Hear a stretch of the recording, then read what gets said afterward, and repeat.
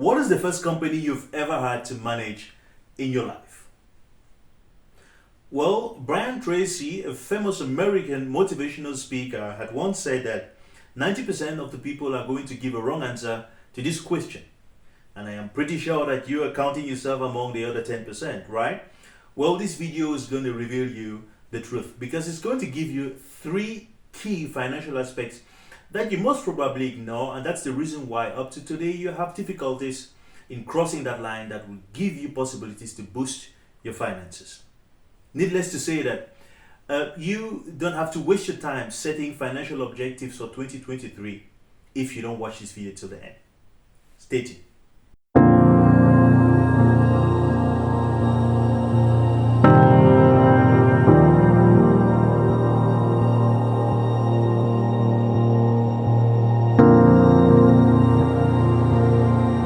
Hello, my name is Arnaud from Wine Investor and entrepreneur in Germany and in Europe.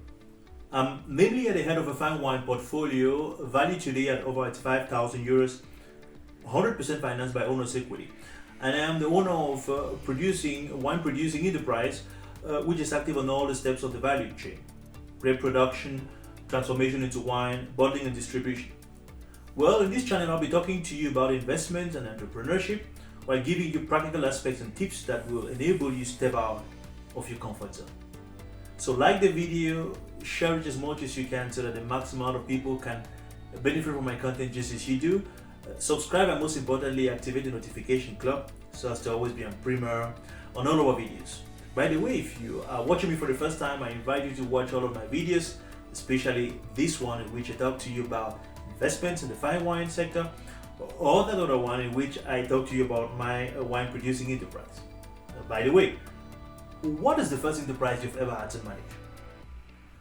Well, each time I ask these questions to people in my surroundings, I always find out that this figure Brian Tracy had published, this 90%-10% rule, is actually a real figure.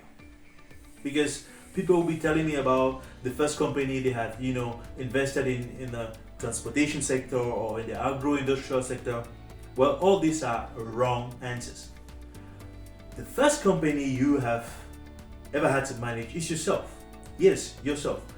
Why? Simply because an enterprise is nothing other than an entity which is going to spend money in order to develop or put in place a product or service to be sold for income.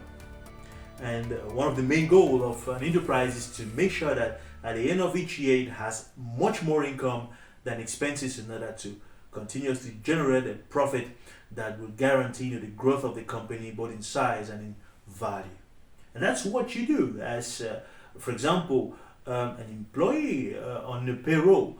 You are as an employee selling your skills, be it intellectual or manual skills, to an employer who will be paying you at the end of each month. But in order to deliver, these skills, you have to, spend money, for example, on transportation every day from home to work. Or if you are, medium or high class manager, you have to, get well dressed in order to represent your employer in front of clients. But however, we find out that a lot of people, even after 5 years of work, are still at the same base zero level as they have never worked before. And when I talk of people, I mainly talk of 2 groups of people. The first group concerns those who say, well, I earn more money than I actually spend, so I don't think I need to bother myself about financial situation or whatever. Well, I have a good and a bad news for you. The bad news is that yes, you might be earning more than what you spend every month, but what you don't know is that you can, or maybe you are even at this limit where at any time, at any point in time, depending on any unawaited crisis that might come over, fall on the other side in a deep financial pit from where you can probably never come out from. But the good news I have is that in this video I'll be sharing with you some important points that will help you, even if you earn more than what you spend every month, to analyze if you're on a good financial trajectory or not. The second category of people are those who say, well, life is too short. I want to be living my life every day as if it was the last day. I want to be living lavish. I don't know what tomorrow is made of. I also have a good and a bad news. The bad news is that, living a good life, or you are not living a good life if you are spending, for example, 6,000 euros to finance a trip with your girlfriend to Dubai just to fly back and be eating granules on a day-to-day basis. And the good news I have for you is that, yes, you don't know what tomorrow is made of, and that's why you have to prepare it today financially. So how do you guarantee yourself good financial health? Well, Brian Tracy says success leaves tracks. Success leaves tracks. So we are all enterprises, and I am sure that you have understood it up to this point. So if you want to guarantee yourself a good financial health as an enterprise, you just have to look at what successful enterprises do, or what they have done in order to guarantee their existence in the last decades. And you'll be surprised to know that all of this information about the health of a company or an enterprise can be found found in its balance sheet.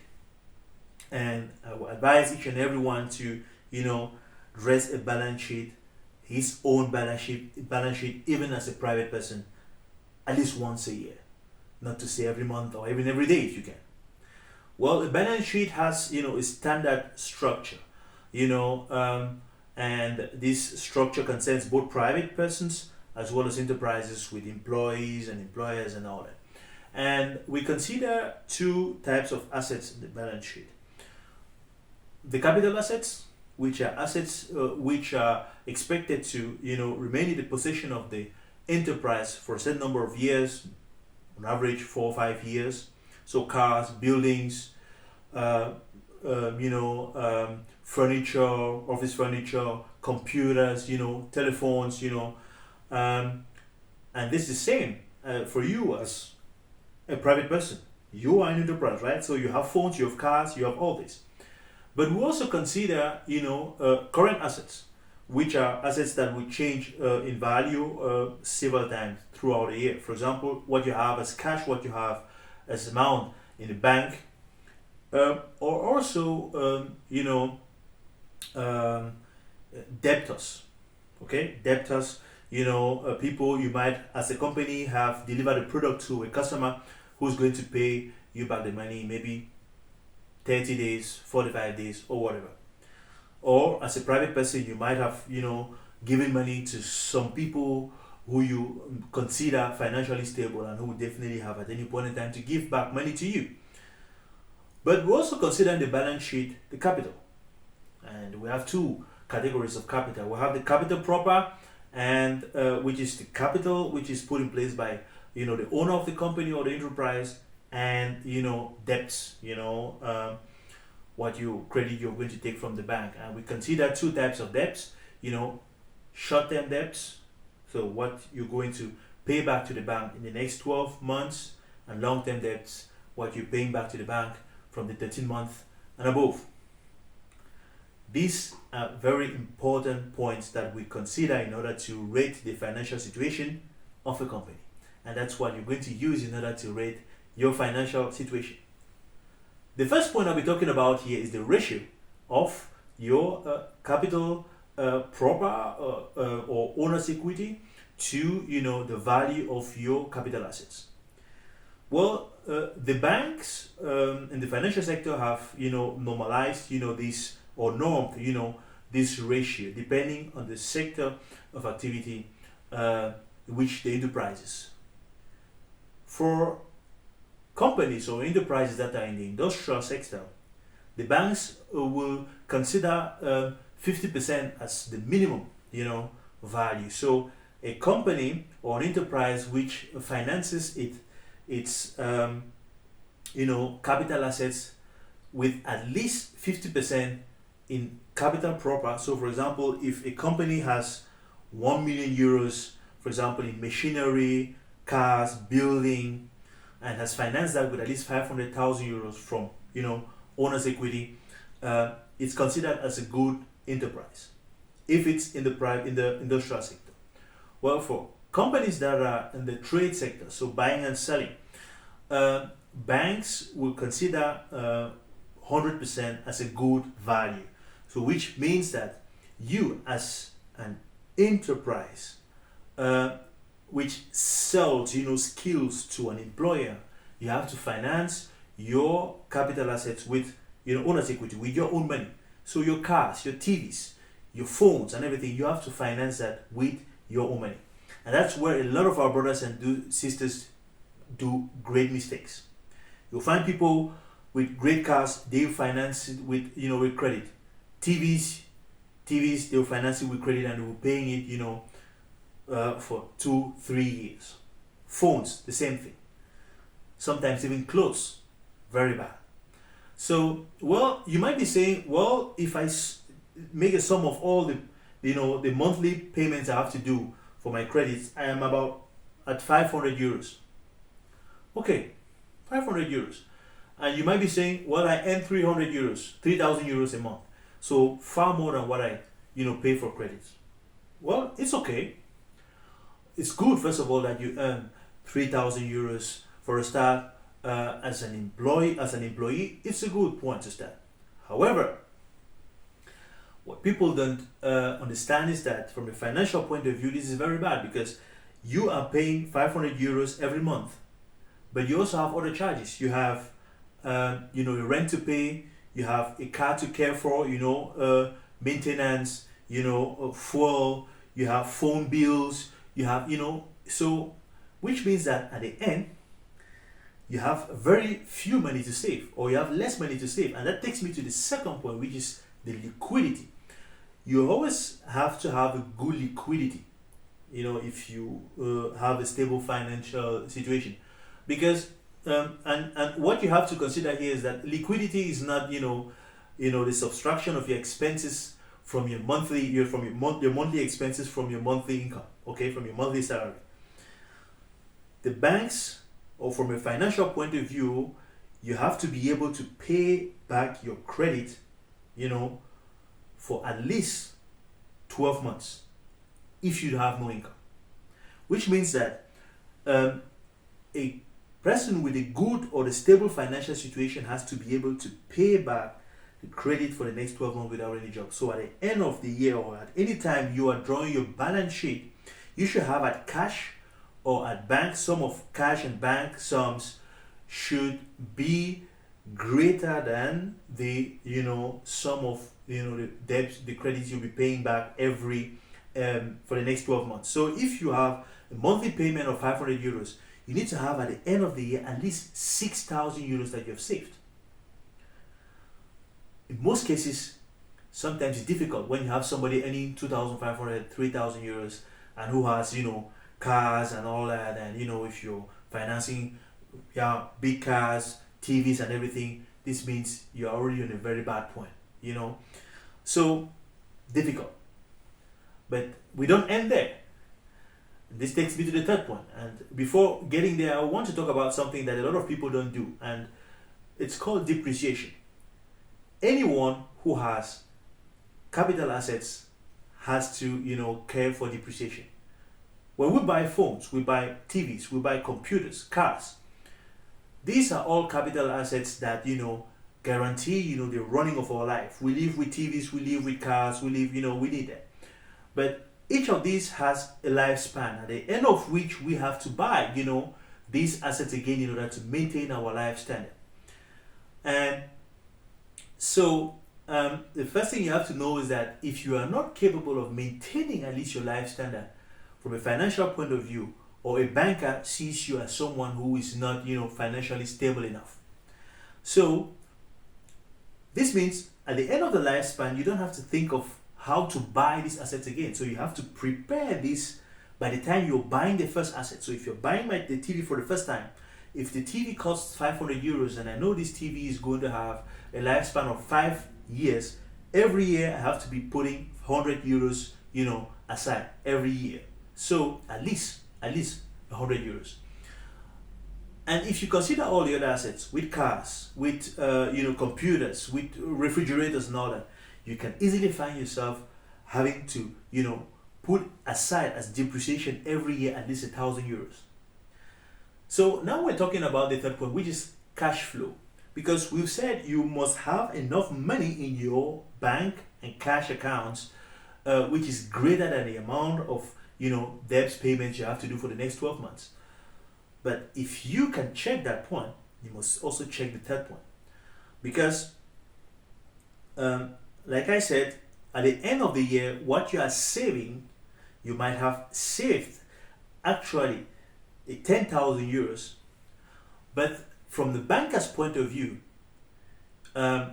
you've just saved €8,000 as money that you can use to invest here and there, because the bank sees that you have to also put aside €2,000 as depreciation for all the assets you have. And you need to know that once you are in front of a banker and you tell him you earn €3,000 or €3,500 a month, he can already calculate, generally on average, what kind of computers you have, what kind of TVs you have, what kind of car you're driving, and he automatically knows, the amount of money you have to put aside, for the depreciation of all these assets. He knows the fridge you have, the kind of kitchen you have, but he also knows the amount of rent, how much rent you're paying per month. So you can generally calculate how much money you can save at the end of each year and take from that money the amount of money you need as depreciation.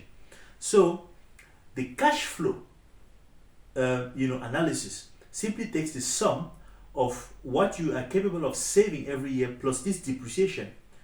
It has to be greater than 10% of the debts you'll be paying on for the next, on the long-term base. So from the 13th month, from the time we're drawing the balance sheet.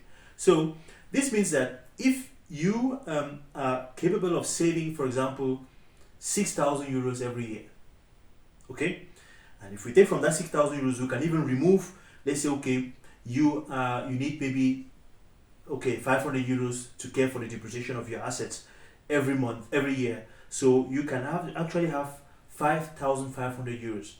So the bank is going to say, okay, this guy has €5,500, but he wants a credit for I don't know €60,000 that is going to be paying for the next from the 13th month to infinity. So you see that the bank cannot finance you because you have €5,500, which is less than it's just a little bit above the 10%, and which means either the bank is not going to grant you the credit, or it's going to grant you the credit with a high interest. And that is why some people wonder why when they stand in front of a banker and they have a good salary, they have much more money which is greater than the expenses, including even the other credits they have as payments, the banks still deny them some another credit, or the banks even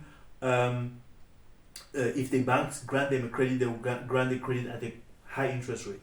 This is simply because all this gets into this calculation. So if you want to have a stable financial life, just look at at all these three criteria. Make sure that you are always well above, as in terms of cash flow, you are well above 10%. We should be talking about 20-25% at least minimum. Then for liquidity, you should always be really above. So what you have as cash and bank, you should be well above the amount of money you'll be paying back in the next 12 months. Very important. And for the ratio, capital proper, capital assets, normally it's 100%, but I know sometimes people will be saying, yeah, okay, I have maybe one or two credits there, but make sure you are getting to that 100%. So if you are between 90 and 100, you're on a good base. Very important. Well, I hope you've learned a lot from this video. Like and comment, and I give you rendezvous in my next videos. Ciao.